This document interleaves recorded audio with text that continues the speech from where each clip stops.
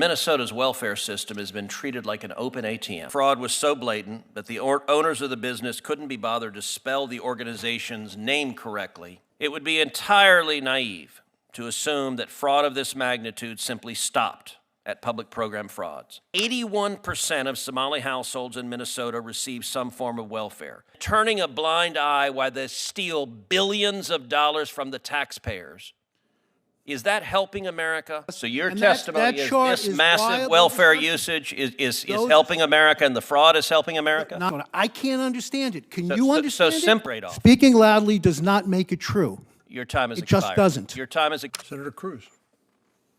Thank you, Mr. Chairman, for holding this hearing. You know, I think it is amazing that Democrats never seem to focus on innocent victims who are shot and killed by illegal aliens that their policies have led into this country. They never seem to say names like Jocelyn Nungary in my hometown of Houston, who was raped and murdered, a young girl, by two Venezuelan gang members that Joe Biden had in custody and released, and they came to Houston and raped and murdered that beautiful little girl.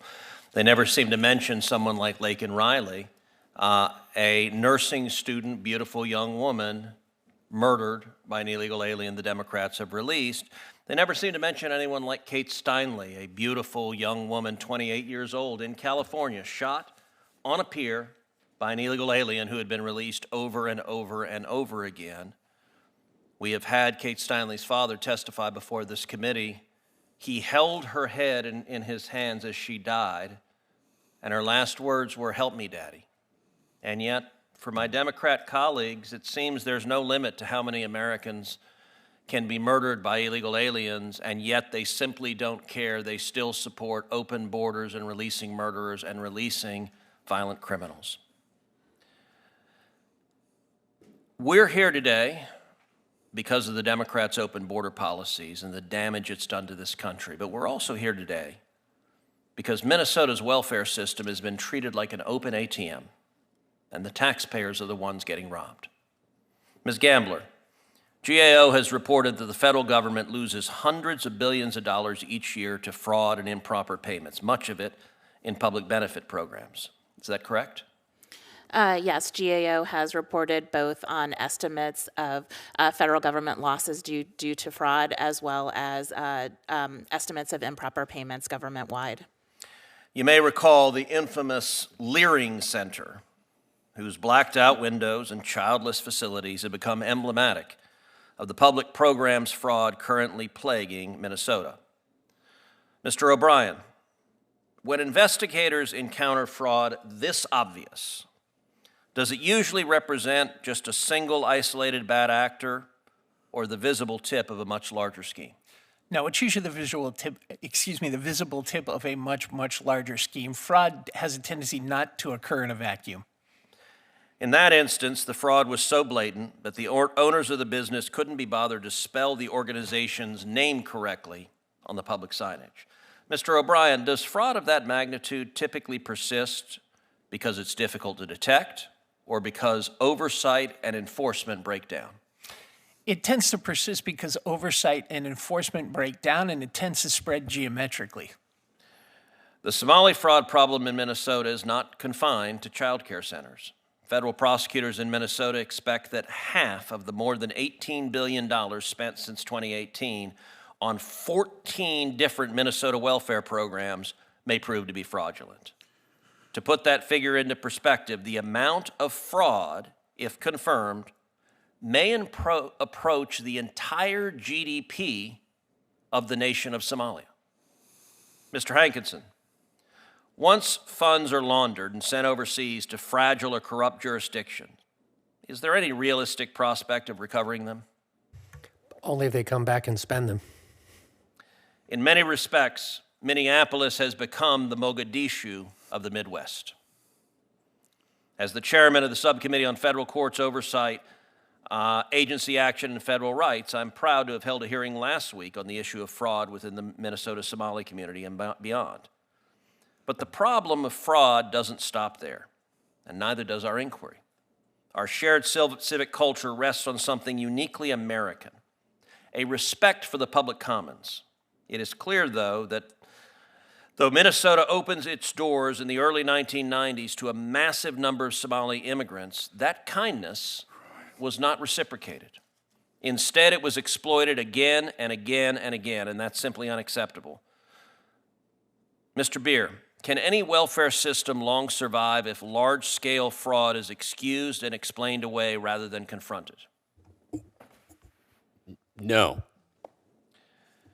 It would be entirely naive to assume that fraud of this magnitude simply stopped at public program frauds. I encourage you to examine the graph behind me.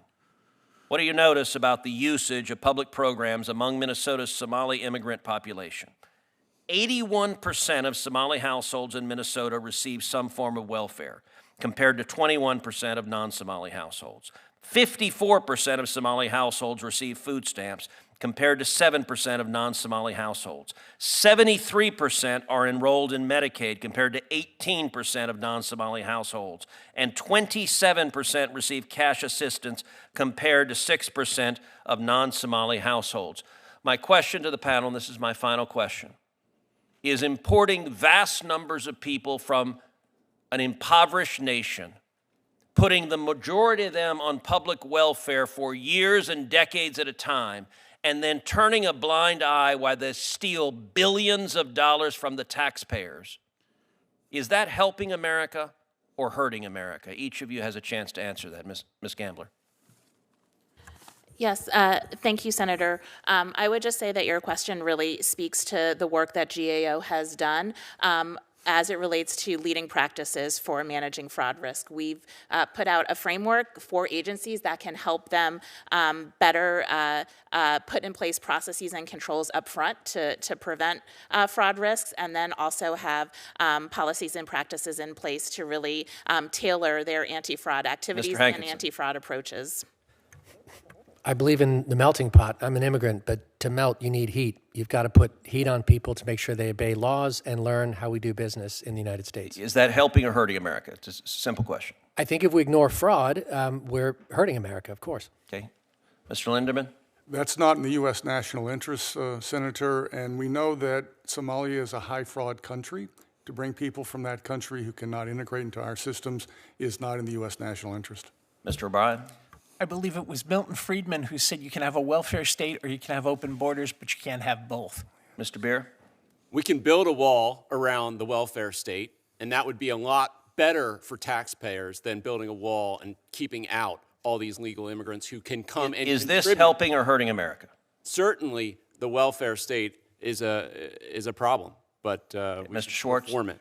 It is not unusual for immigrant populations to have a high degree of assistance early in after their arrival, but we are already seeing statistics that the net benefit economically of Somali presence in the United States far outweighs the cost. So your And testimony is this massive welfare usage is helping America, and the fraud is helping America? Not the fraud. We need to go after the fraud, which makes all inexplicable the Trump administration's decision to take actions that has decimated the U.S. Attorney's Office in Minnesota. I can't understand it. Can you understand it? So simple question. Is this helping America or hurting The America? Somali presence in the United States is helping America.